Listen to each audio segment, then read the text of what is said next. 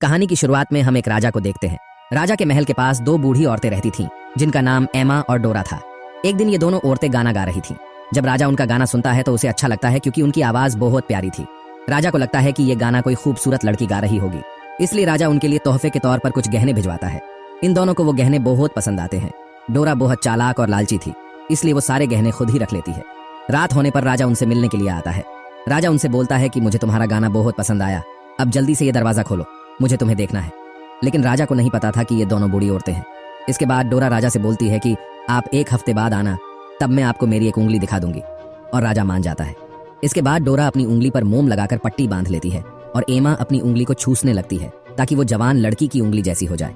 लेकिन जब डोरा पट्टी खोलती है तो उसकी उंगली वैसी ही थी और एमा की उंगली बहुत मुलायम और जवान हो गई थी, और अब 1 हफ्ता भी हो चुका था।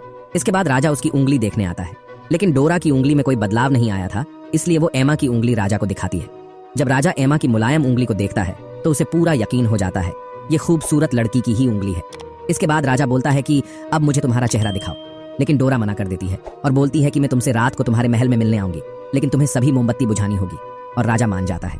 इसके बाद एमा डोरा की लटकी हुई चमड़ी को चिपकाती है ताकि उसकी बॉडी किसी जवान लड़की जैसी हो जाए। इसके बाद डोरा राजा के महल में जाती है और राजा के बिस्तर पर जाकर सो जाती है। जब राजा उसके पास जाता है तो उसे पता ही नहीं चलता है कि ये कोई बूढ़ी औरत है।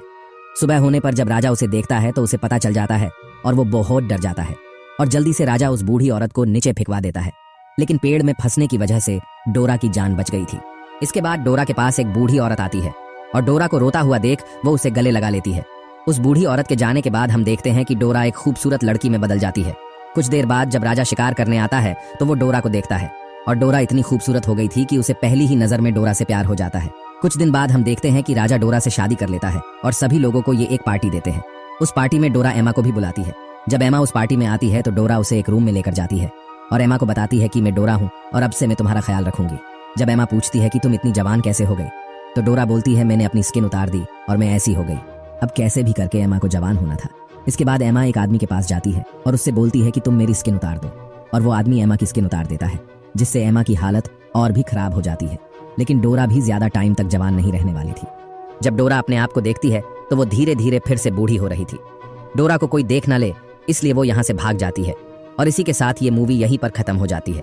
अगर वीडियो अच्छा लगा हो तो वीडियो लाइक कर देना और चैनल को सब्सक्राइब कर देना।